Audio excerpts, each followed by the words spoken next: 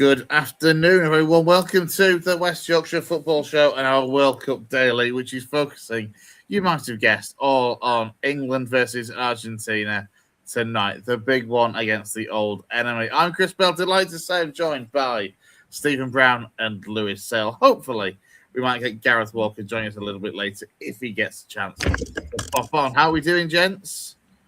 How are we all feeling this morning? Well, this afternoon now, as it is. Yeah. Ready for it. We are T-minus, 7.25 hours until kickoff. Feels close. It does. I mean, look, just genuine. Like, how are the nerves? How are the emotions? I mean, I'm guessing Lou, you're resigned to inevitable defeat, and Brownie's flip-flopping like a lunatic, and I'm just, what will be. I keep going through spells of being, I was saying to Lou earlier, of being quite calm, and then just feeling really nervous. Not necessarily like about with the result in mind, but just the nerves and the size of what's at hand, and the fact that it's Argentina, and I really want to effing beat them. Yeah, absolutely. I mean, it's a grudge match, isn't it? It's been going on, even when we were kids, we were seeing, images of Hand of God and everything like that. It's been drummed into us, hasn't it? This is the worst. This is the country I hate the most internationally when it comes to like sporting rivalry. There is nobody I would rather be than the Argentinians. Nobody. I mean, we've. I mean, if you look back at 86, 98. I mean, 98's the big one for me. 98's the one where I'm like, I can remember it clear as day. Michael Owen, wonder goal. Sol Campbell getting sent off, losing on penalties. David Batty missing the final penalty. The Beckham sending off felt like an injustice at the time, whatever you thought, right or wrong. And there's just that needle, there's that niggle, there's a political side of it. We get that. Even going back, Alf Ramsey, calling them animals back in '66 or whenever. So it's a long term when I'm desperate to beat them. It's I can't wait for it. It was one of those when you realised how it was working out, who we'd end up playing. If it all worked out, that was the game. You wanted to see. I feel like something controversial will happen in tonight's game. I don't know who in favour it'll go for, but you always know something will happen. It's going to be high voltage, definitely high voltage. It doesn't get very big. It just doesn't get any bigger. It's Messi's first game against England. We hardly ever play them, which I think makes it more unique as well. It's the mad thing as well, actually, is the fact that this is Messi's first game against England, and you just kind of assume, Messi's been going that long now. At some point, the last 20 years or whatever, when he'd have been 18. So sure, at some point, last 20 years, but obviously it was 2005 when we last played them in that friendly. That was before Messi kind of come onto the scene, so at international level for Argentina. Don't forget, get your comments in, like and subscribe to the channel as well. It all helps us to go a long way. Get your comments in, let us know your thoughts and views on tonight's game. Jed, straight in from somewhere on the opposite side of the world is Jed. He always is.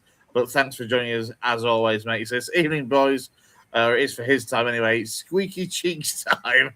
That's pretty politely, isn't it, Lou? Squeaky cheeks. Just a little bit. I think we'll be all feeling that a little bit closer to kickoff. Won't be about 7:30. I think we'll be all feeling the same. Yep. And also Machina Joe, who, if I'm right remembering, is in Sydney, and that's he was bigging up the Spanish over there, obviously for their win over France last night. And I'm pretty sure he's changed his profile picture to a crying French child. He's followed that up.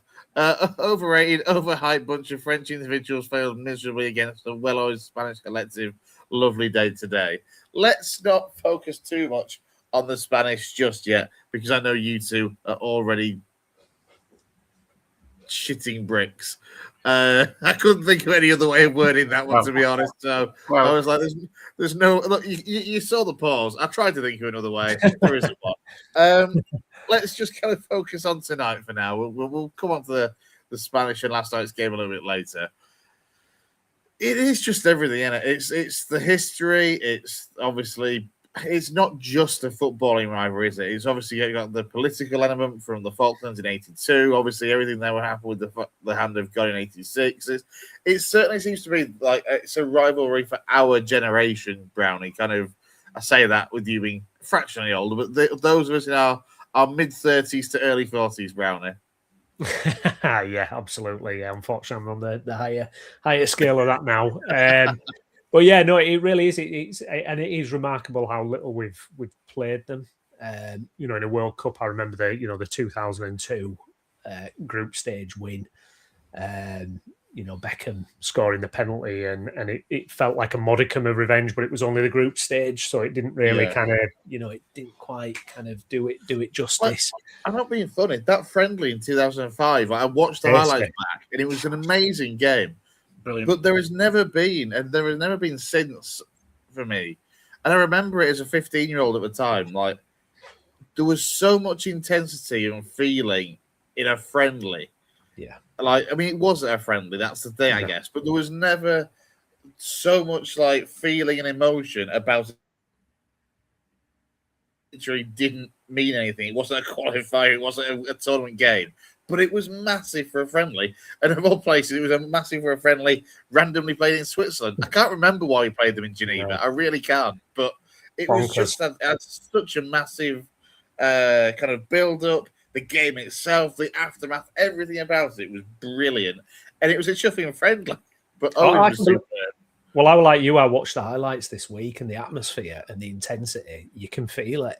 And you just think, this is bonkers. I was like, this is like you say, it wasn't a tournament game, qualified, nothing. It was just a friendly, but that just that shows you the intensity of it and what it means. And it's been so long since then.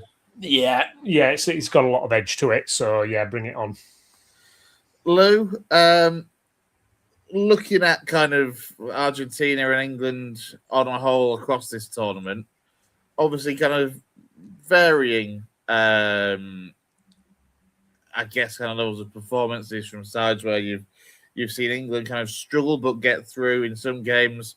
You've seen us be pretty damn good in other games, obviously against the Croatia game in the opening game, for example. Argentina have been very good in some games, pretty poor and fortunate to get through in others. When you look at the Egypt game, for example, when they were 2-0 down and had to turn it on late to turn that one around. It makes this game, for me, all the harder to predict itself as to how the actual game is going to go. The only thing I will say is I think Brownie's spot on. There is going to be something. There is going to be some explosive moment, some major controversy at some point. You can just see that coming. But apart from that, no idea which way it's coming, no idea what else is going to happen. Just before Lou gets in, sorry, Lou, but just a really good point by Masha. I just want to raise, like, the fans are not segregated tonight, and I think I'm a little bit surprised because I think there's going to be a lot of nasty feeling. I'm hoping it doesn't spill into the crowd, but it feels like it's going to be stepping on landmines tonight. Yeah, I'll bring it up, and he's right, because the FBI have put a warning out that this is classed as a high-risk game, and he's right. And I know we in our group chat there was a lot of talk about the Falcons and how important that is, kind of in the context of the football side of things. It still is. It really is. And as you say, the fans not being segregated, obviously the alcohol consumption before and presumably in the stadium as well. It could make the headlines for both the right and wrong reasons tonight. Yeah, I think right at the beginning, I mean, even when the draw got made for the World Cup, Argentina had to go into a different group because they were on the same path as Spain and they both had to be separated because of the world rankings. So it could have all been very different even from then. I mean, you look at Argentina with the group that they were put into because of that bracket situation. No disrespect to the teams in it, they'd arguably the easier group on paper and proved that to be the case through the stages. And yeah, they were playing potentially the likes of Algeria and Jordan and that were expected to beat and comfortably beat Austria as well. Arguably one of the tougher sides that came up against were Cape Verde, and Cape Verde pushed them all the way. But again, Cape Verde being one of those so-called minnows, have been one of the best teams in Africa for the past couple of years. So it's difficult to say. Obviously, they came against Egypt and they were probably fortunate to get through that, but they've done the job, just like what we did probably against Norway. It reminded me a little bit similar.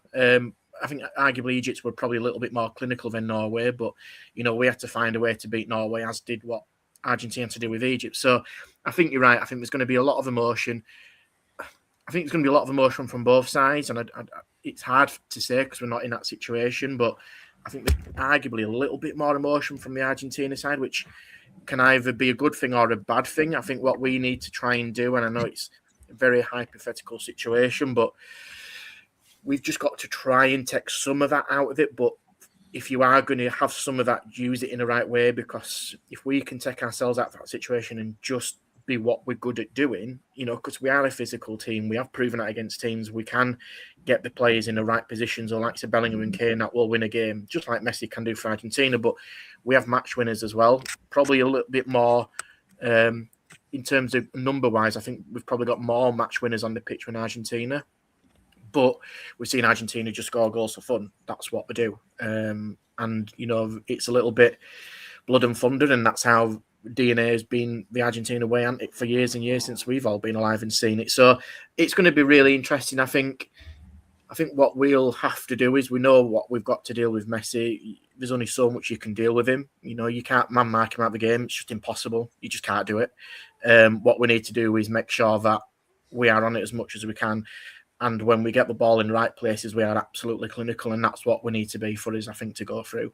But I think it will be a very tense situation. I don't think there's a doubt about that. In the stadium around England as we are now, everybody's probably still at work or working their way through, ready for finishing at 4 or 5 o'clock, ready for the game this evening. People are going to be a little bit edgy, a little bit anxious, and thinking, what if? Because it's arguably one of our biggest games, in a long, long time, probably since the Euro final, and that feels like an eternity ago. So the lads have an opportunity to make a little bit of history tonight. Argentina haven't lost in 5 semi-finals.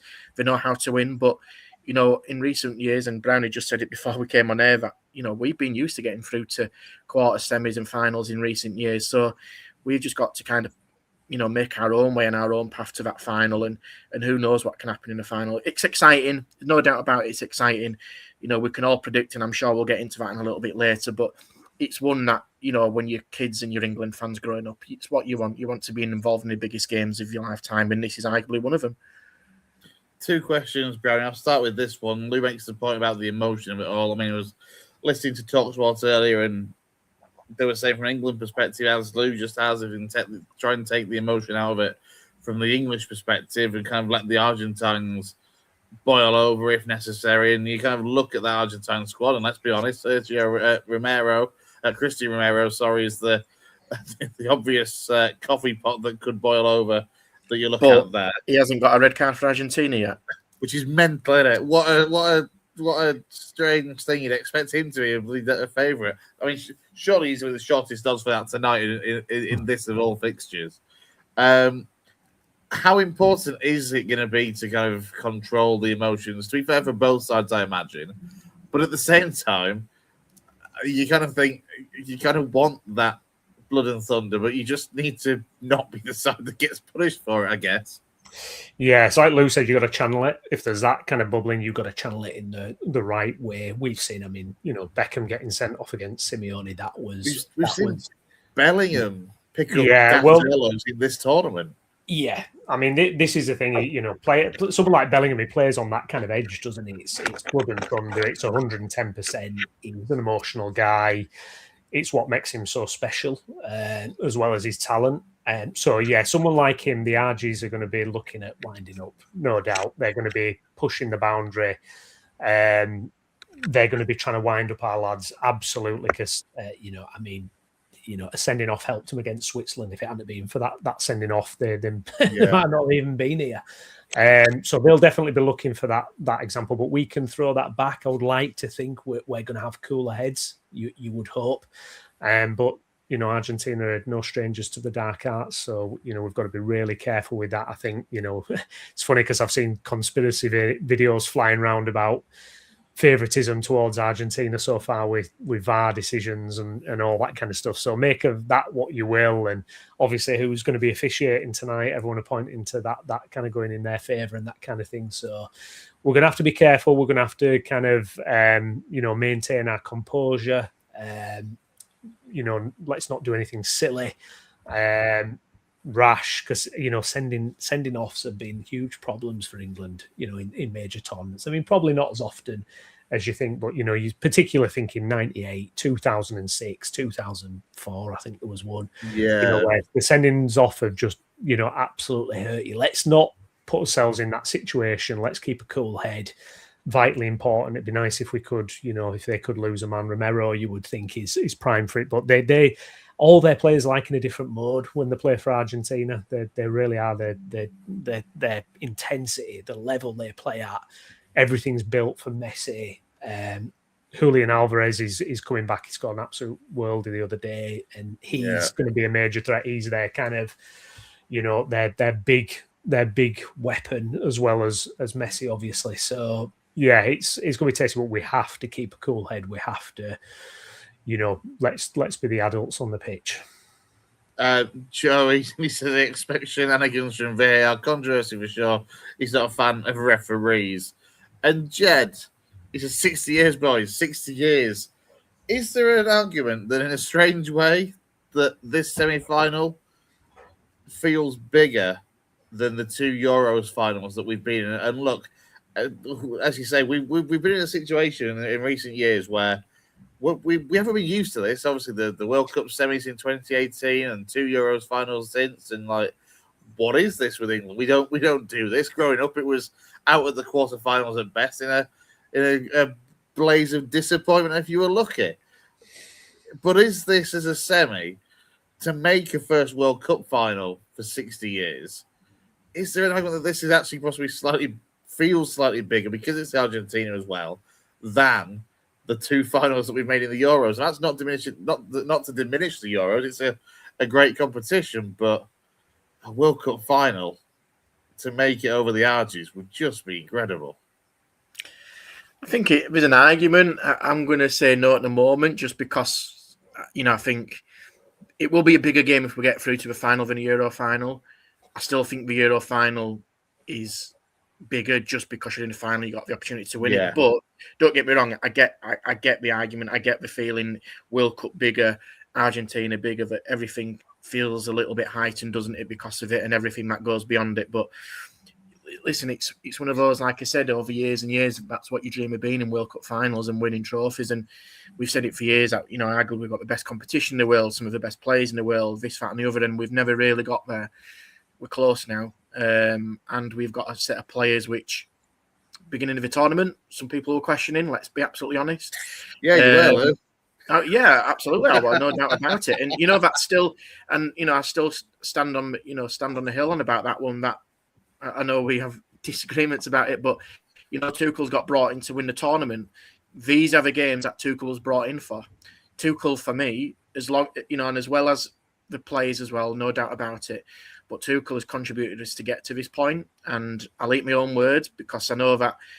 Listen, I've always said he's an elite manager and elite coach. You can see that. My only concern is what England looks like when he leaves. That's my only concern, and it still will be because track record suggests that could happen. But if he's to leave us winning the World Cup, I'll absolutely take that, no doubt about it.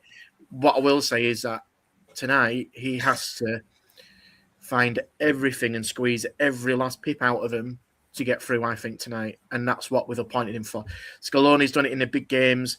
We saw that in the World Cup final, didn't we, in Qatar? That is arguably one of the best, or if not the best final that we've ever seen. And now Tuchel's got to do the same to get over the line against Messi's Argentina, because this, for all we know, even though we said it last time, this could be Messi's last World Cup.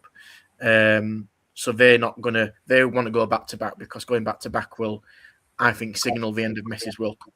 I think, if I'm being honest, I think going back to back is an unbelievable achievement, and that will cement him as for being number one, whatever that looks like. But yeah, I think back to your question, I think it's up there, definitely up there. It's up in there in the top 3 or 4 in our lifetime for sure. But listen, there's people that might watch this and listen to us that were there in '66, and that's arguably bigger than this, isn't it? True. You can kind of segue on to Messi quite nicely there, Brownie. Saw this on the BBC earlier on, kind of his World Cup history so far, and as the headline on that suggests, he's obviously his age. He's moving less, but he seems to be contributing more when you look at the statistics on the right-hand side for this World Cup over previous tournaments. Yeah, and it's a fascinating journey with Messi, with Argentina. For the majority of his career, it didn't seem to be going anywhere. We remember the 2010 World Cup, Maradona was manager, and I don't think he scored or assisted in that World Cup.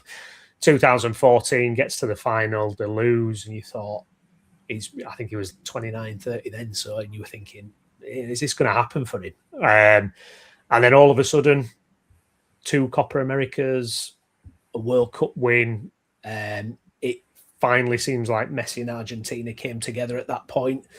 And, he's 38 and he's scored a ton of goals in this World Cup. He's still, he does things where you take for granted. The second goal against Egypt, the way he takes that goal, we take it for granted. You look at the technique of it, and there's a handful of players that would understand and actually execute to hit the ball like that. He's absolutely phenomenal. But, as the stats show, physically, obviously, he's going to have declined. And I feel like we're going to be smart enough not to give him the space, hopefully. I'm hoping we've got the energy. Anderson, Rice, if he's up to speed, I'm hoping they can deal with it best as they can.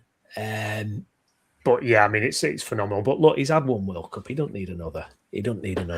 Let's put a halt on this. There's no destiny in my mind. Let's boot him out, boot Argentina out, and try and grab it for ourselves. I think what's interesting when you look at them stats, sorry, Chris, is that listen, the older that we get, the less sprints we do. So you know what, we're just like Messi ourselves. But you look at the kilometres covered. That's not far from being an average of what a normal player does anyway, 8.2. I think normal average professional footballers do about 10 to 12.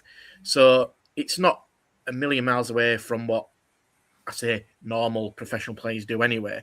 The benefit is he's now saving himself for those big clutch moments that he's doing on a more regular basis and even better over recent years. And you can argue, obviously now not playing in like the European competition, but going over to Miami, he's seasoning himself to other conditions. He's obviously been used to it in the past, but he hasn't been in Argentina for a long, long time. I know he's been at Barcelona, but that whole kind of American way of football, that whole environment, the guy is a genius. He's an absolute genius.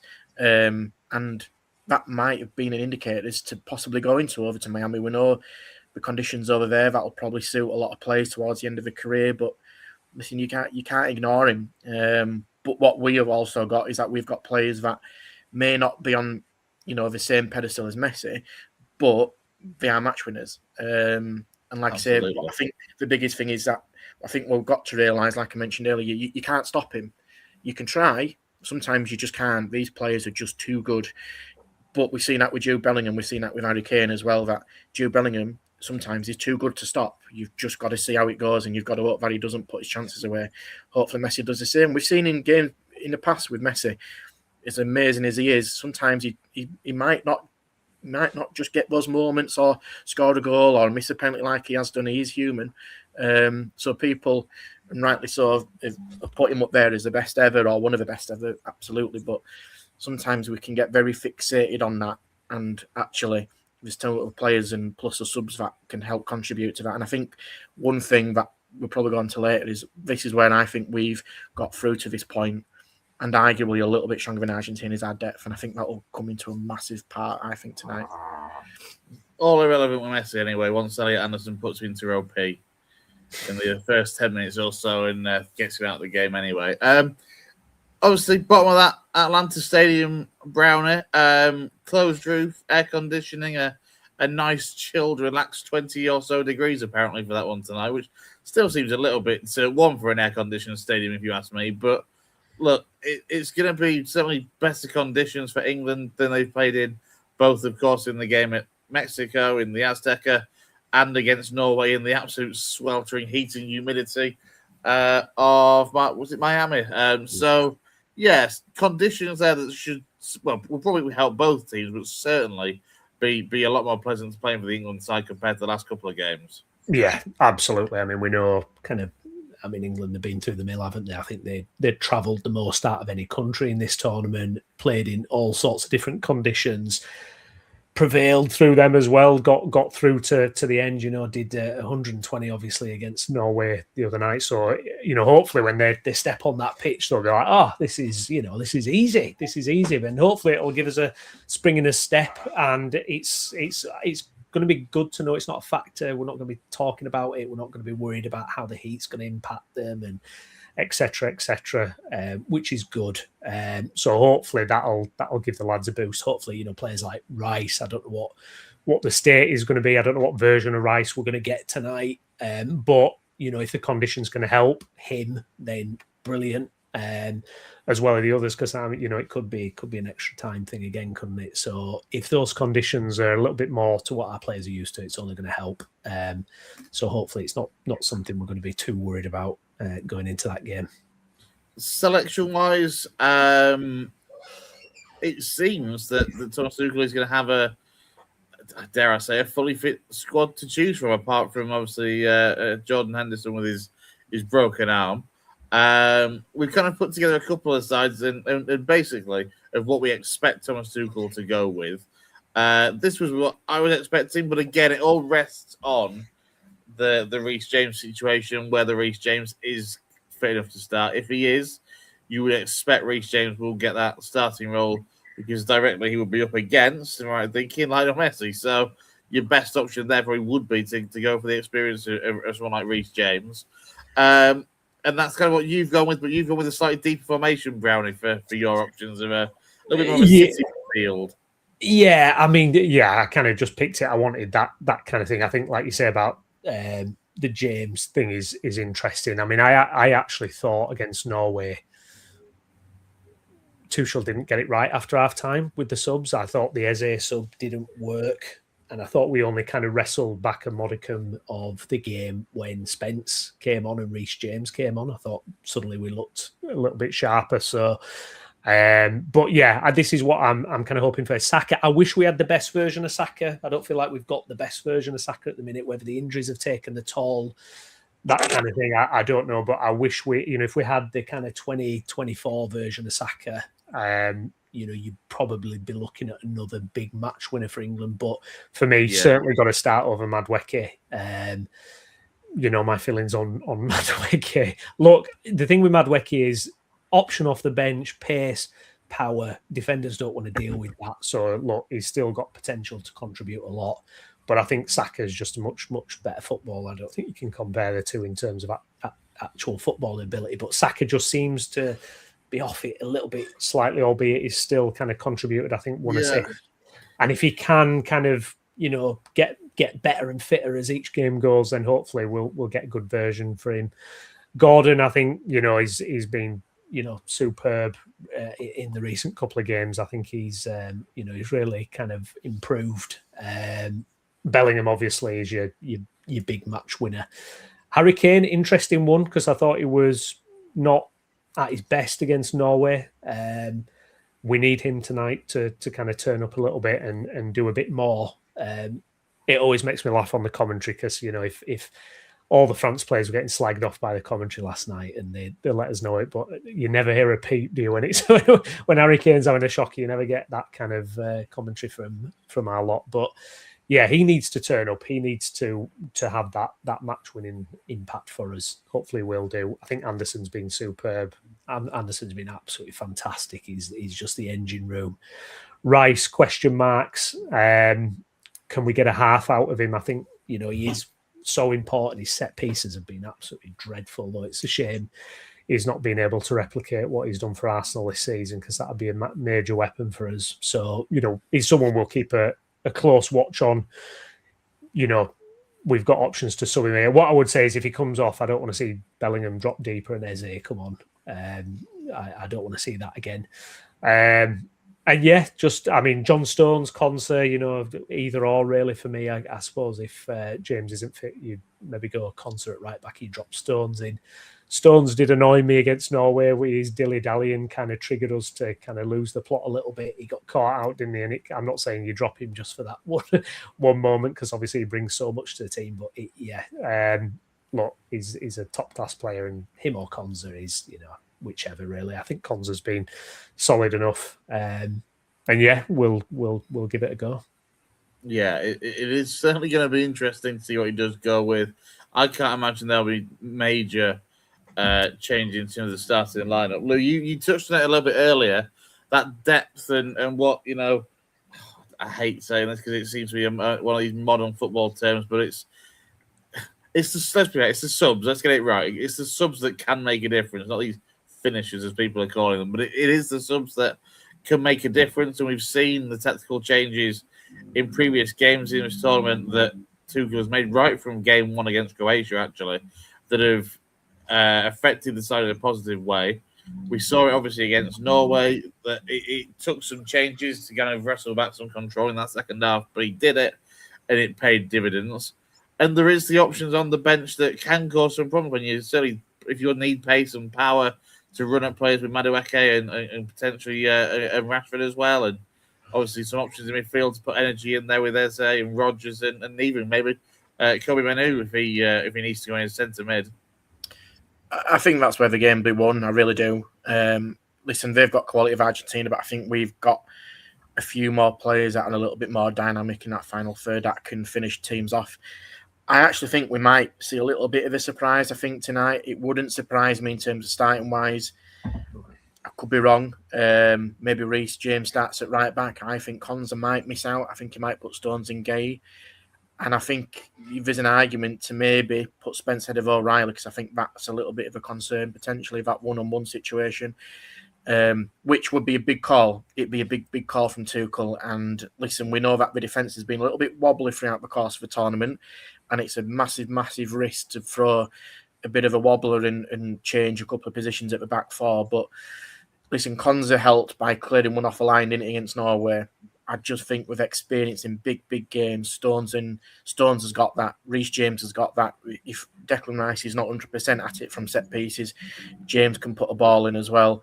Harry Kane, for me, needs to improve. I think it's hard to be critical of somebody like him, but I feel like his form has deteriorated a little bit in the past couple of games. I think he really needs to show what he's all about tonight, because Bellingham pretty much did a couple, 1.5 man job. Important night, like Brownie said, for Saka and Gordon. Gordon's got to have a game like it against Mexico because, if he doesn't, we could carry a potential passenger, which we can't afford to have. Gordon needs to get the ball and run down the outside and know that he can beat his man. If he doesn't, having seen him for the past few years, his confidence just goes. He knows he can't beat his man. He likes to cut inside and then he'll go back. Well, we need somebody to be brave tonight and take it at them. But I think the people who we can bring off the bench, for me, and I don't know why, my gut feeling is I think the person who could win it for us could be Rashford. I really do. I think he's the one that can make a huge difference. I think he'll be disappointed that that he didn't get that opportunity against Norway.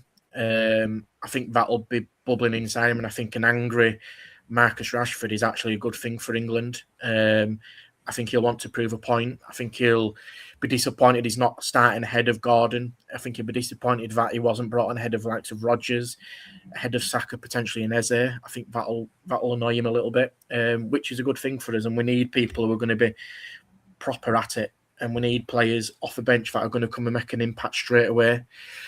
The situation with Rice is fascinating, isn't it? Because, past couple of games, we've not seen him at his best. Like Brownie's mentioned, especially the last game, you could tell. I mean, even coming out in the presser after saying he's been in bed for 3 days, questions have got to be asked. Why did he play Rice? Because of that situation.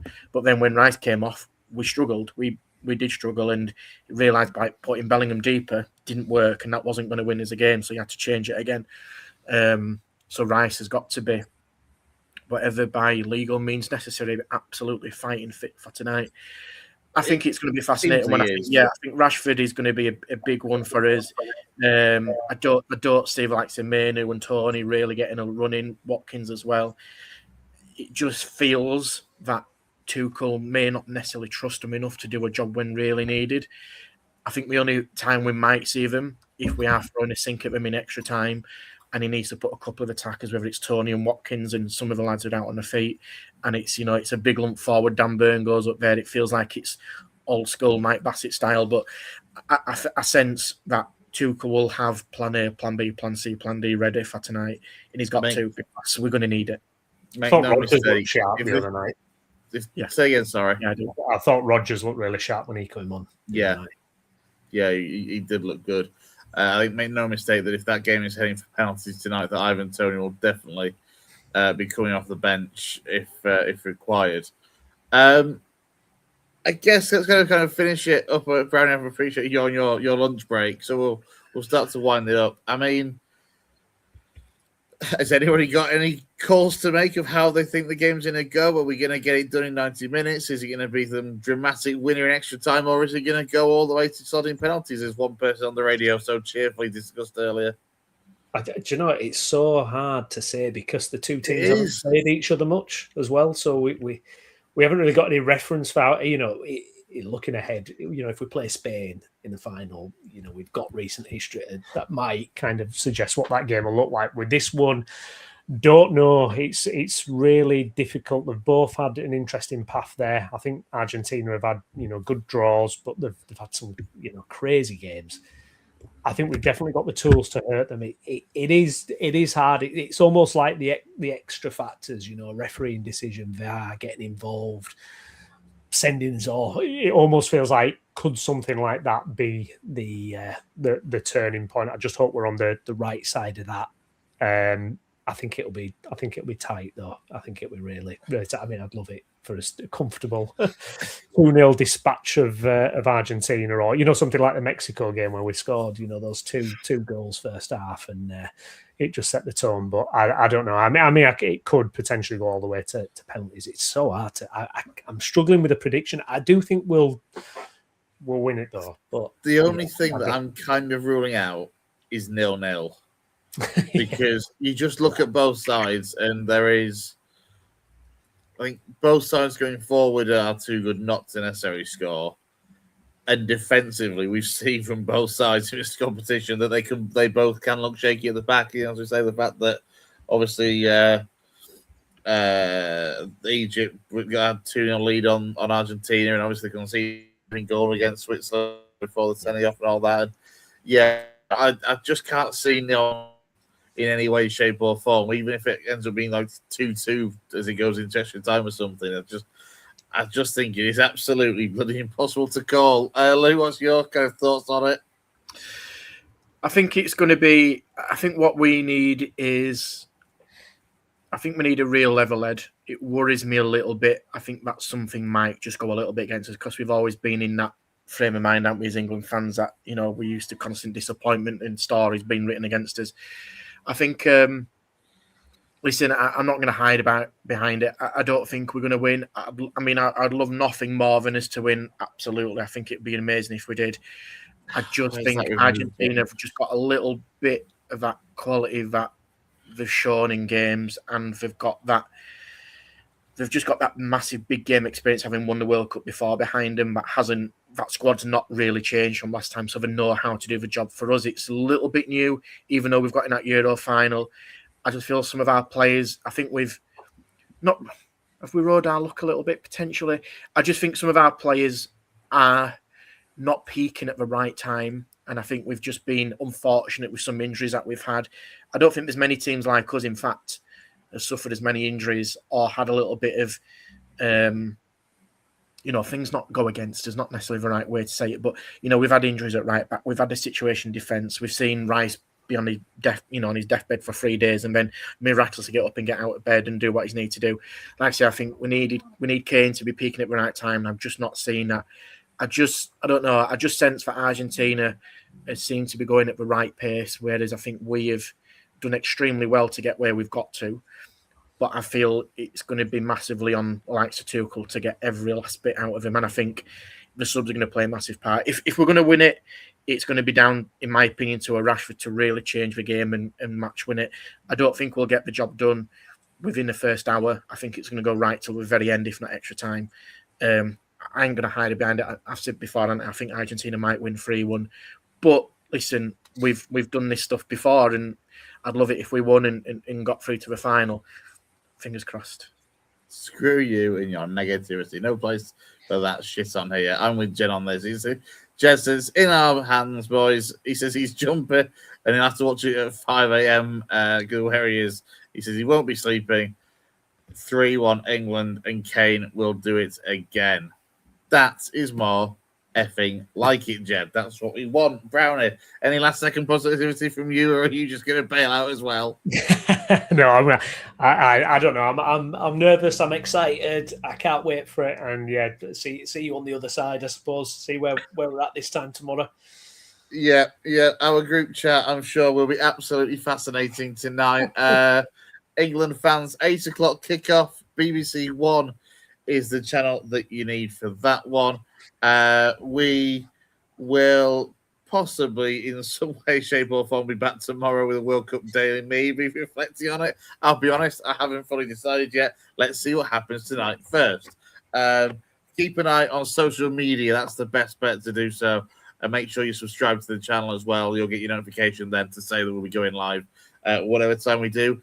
If we do. If not, we'll be doing something at the weekend, no doubt, reflecting on the third place playoff.